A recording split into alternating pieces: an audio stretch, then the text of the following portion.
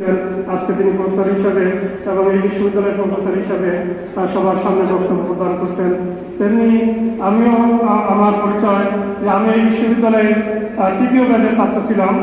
এখন আমি তাদের ভিতরে প্রায় 7-8 জন, এমনকি আমাদের এই বিশ্ববিদ্যালয় থেকে কৃষি অনুষদে আরো অনেকেই এবং অন্যান্য অনুষদে মিলিয়ে প্রায় 40 জনের মতো এই বিশ্ববিদ্যালয়ের শিক্ষক হিসেবে যোগদান করেছে। এই বিশ্ববিদ্যালয় 2000 সালে প্রতিষ্ঠিত হয়, আজকে 2023 সাল। তো আমরা আশা করবো প্রফেসরের সাথে তার ঘোষণা করেই বলবো যে তোমরাও এখানে যারা আছে তারা পড়াশোনা করে এই বিশ্ববিদ্যালয়ের বিভিন্ন অনুষদ শিক্ষক হিসেবে যোগদান করবে এবং অন্যান্য দেশের বিভিন্ন ভালো ভালো চাকরিতে যোগদান করবে। সেই অনুযায়ী তোমাদেরকে খাপ খেয়ে চলাফেরা করতে হবে।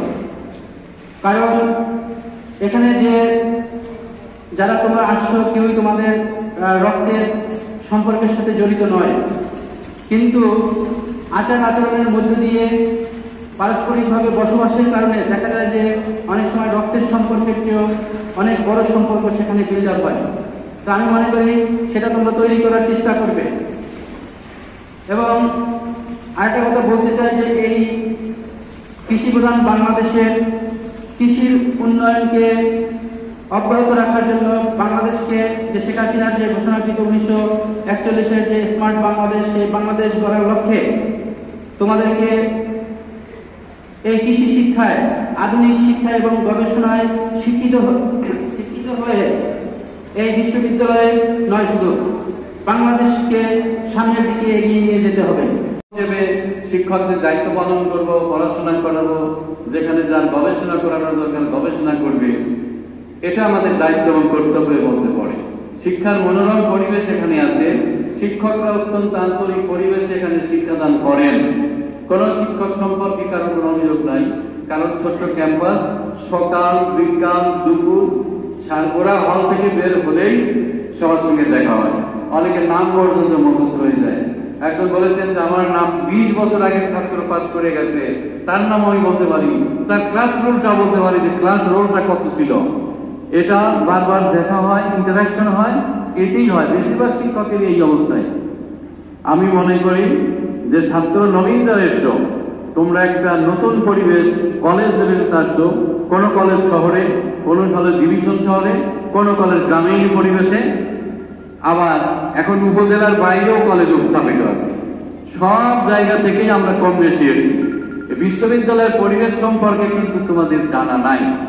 এখানে হলে বসবাসের জন্য নির্ধারিত নিয়ম আছে, এখানে প্রক্টোরিয়াল আইন কানুন আছে আলাদা।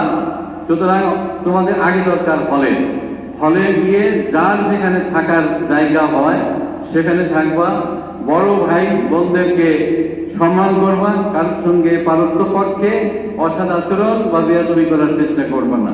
এখানে সিনিয়র আর জুনিয়র যে প্রসঙ্গটা এসছে, একজন সিনিয়রের সঙ্গে যদি তুমি খারাপ আচরণ করো তাহলে সে তোমার বিরুদ্ধে অভিযোগ করবে, তোমাকে অপমান করতেও পারে। আর সেই অপমানের ভাষাটা হলো র্যাগিং। সেই অপমানের সংজ্ঞাটা, কথাটার নাম হলো র্যাগিং। এই বিশ্ববিদ্যালয় কেন, বাংলাদেশের সকল বিশ্ববিদ্যালয়ে র্যাগিং শব্দটি আছে। কোন বিশ্ববিদ্যালয় কম, কোন বিশ্ববিদ্যালয় বেশি। আমার বিশ্ববিদ্যালয়েও আছে। আমার ছাত্রলীগের নেতৃবৃন্দ বলেছেন যে র্যাগিং যাতে না হয়, ছাত্ররা যাতে মানসিক কষ্ট না পায়। র্যাগিং মানে হলো মানসিক কষ্ট দেওয়া, মেরে রক্তাক্ত করা নয়, হাত পা ভেঙে দেওয়া নয়, বিভিন্নভাবে মানসিক টর্চার করা। এই টর্চার যারা সহ্য করতে পারে না, প্রতি বছর 2-1 করে এখান থেকে লেখাপড়া ছেড়ে চলেও যায়। এটা আমাদের বিশ্ববিদ্যালয় না, জাহাঙ্গীরনগর বিশ্ববিদ্যালয় বাংলাদেশের মধ্যে মনে হয় সবচেয়ে র্যাগিং সর্বপ্রথম বেশি আছে, সেখান থেকেও চলে যায়। কৃষি বিশ্ববিদ্যালয় সকল বিশ্ববিদ্যালয় কম বেশি আছে। আমার ছাত্রদের নেতৃবৃন্দের কাছে এখানে সাগর নাই, তাদের কাছে তোমাদের কাছে আমার আহ্বান রইল, এটা যদি না হয় সেই ব্যবস্থা তোমাদের করতে হবে, এইটাই আমাদের আহ্বান।